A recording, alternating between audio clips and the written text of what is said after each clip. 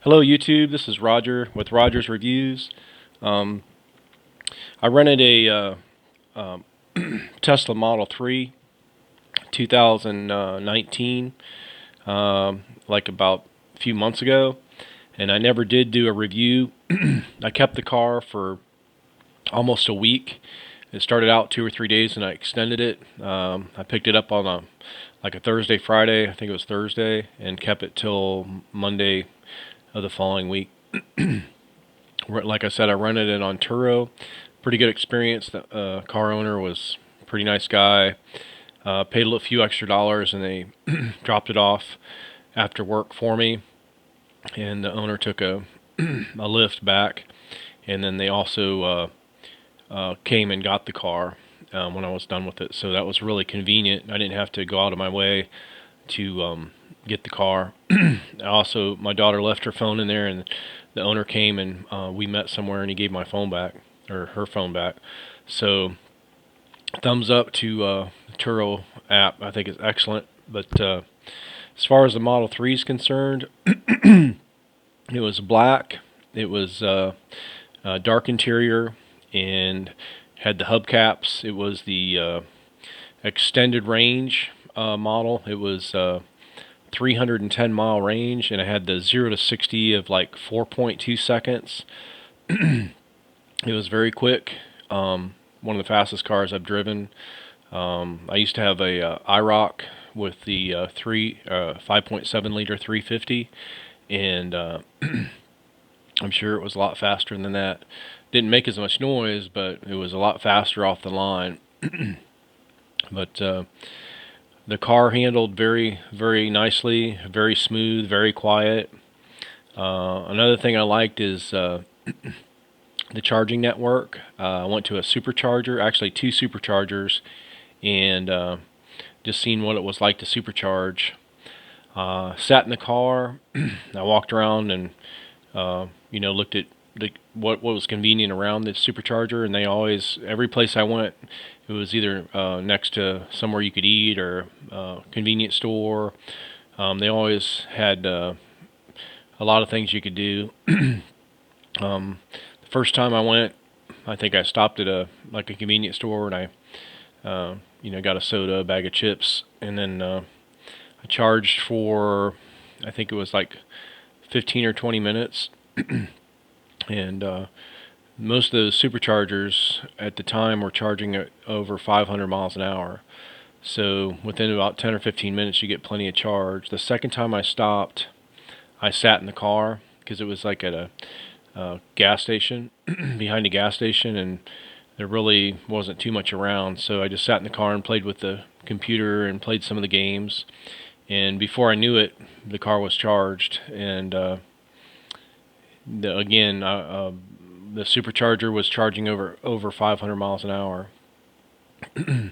I took a few friends for rides, and they couldn't believe how fast it was, because it was basically not the bottom of the line, but I think the the cheapest Model 3, I think, goes 0 to 60 in like a little over 5 seconds. The extended range, back when I was driving or rented it, was 4.2 seconds, and if you haven't drove any sports cars or anything like that, 4.2 seconds is pretty quick, 0 to 60. I probably took maybe, I would say 5 or 6 people, maybe 7 people for rides, and every single one were very amazed of the acceleration. I was looking at buying a Model 3 before the truck came out. I'm a truck guy, and the only reason I was going to buy the Model 3 is because of the self-driving and the robo-taxi, because I know it's getting pretty close for, I think they're at level 3, so level 4 and level 5 are really close. I think within maybe a year or two, it could be a level 4 or level 5. So, but once the Cybertruck came out, I went ahead and signed up for one of those instead of the Model 3, because I know that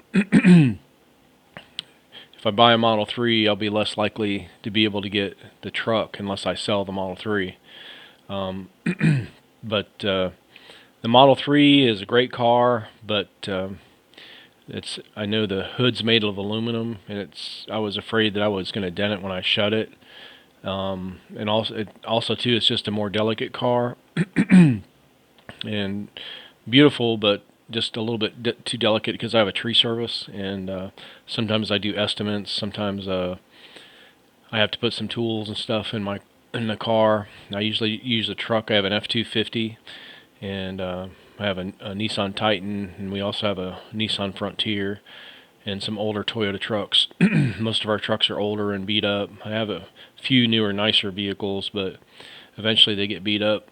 And I could only imagine if you're driving a Tesla Model 3. In my situation, I have a 6-year-old, so feet are up on the dash and, crawling over the seats. I don't see the Model 3 holding up quite as well as the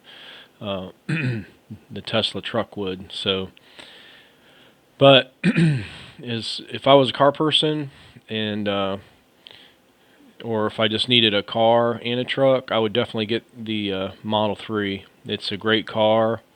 Another thing I like about it, it has, besides the Supercharger network, they also have adapters, because there wasn't any Superchargers nearby, and I didn't want to drive 10 miles out of my way just to charge the vehicle. So we have a charge point that is basically right across the street, and I have a Nissan Leaf, and that's what I usually charge because I live in a condo. Well, to my surprise, they have an adapter that will fit on the charger, and it was in the back of the Tesla.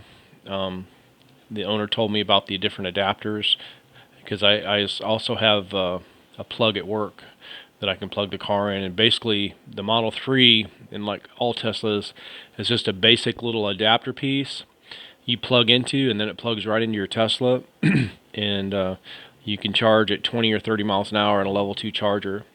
And so what I did, I left the car there overnight, and within about, I think it was 4 or 5 hours, it topped off the Model 3.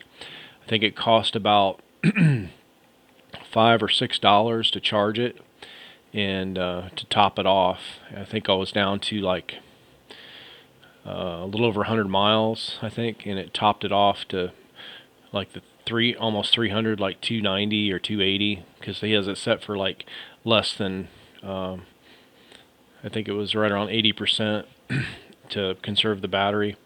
So you can charge those Teslas. Just because you don't have a Tesla network or Supercharger near you, there's plenty of adapters, or you can get one. It comes with one, but you can get a lot of other Tesla adapters to where you can use almost any charging network.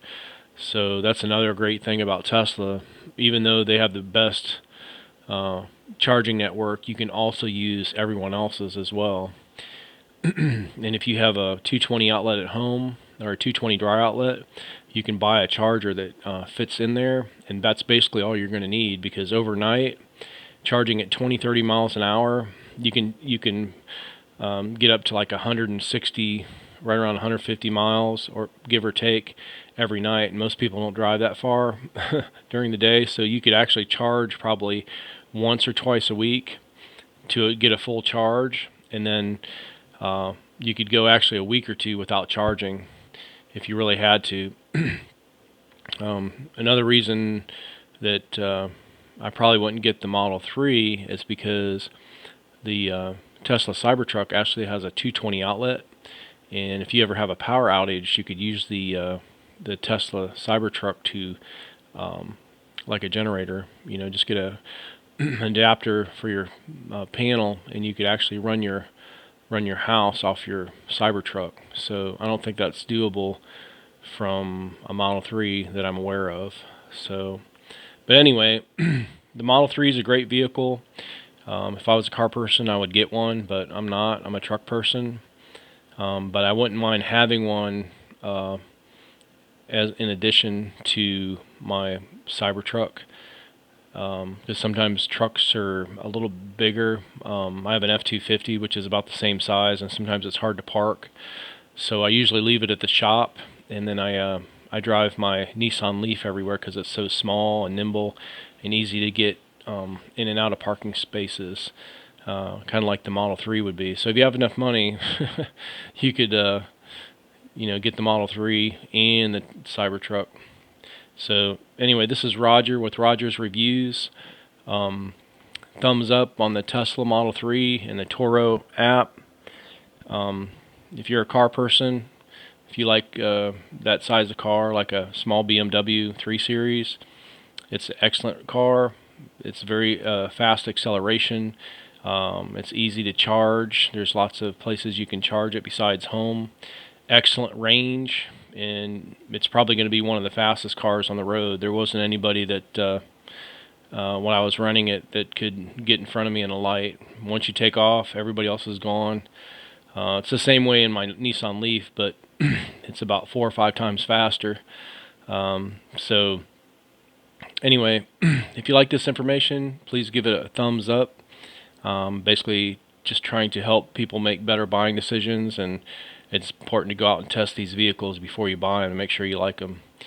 All right, thank you very much. I hope this gives you more information to make a better buying decision and lead you in the right direction. Again, this is Roger with Roger's Reviews. Have a great day.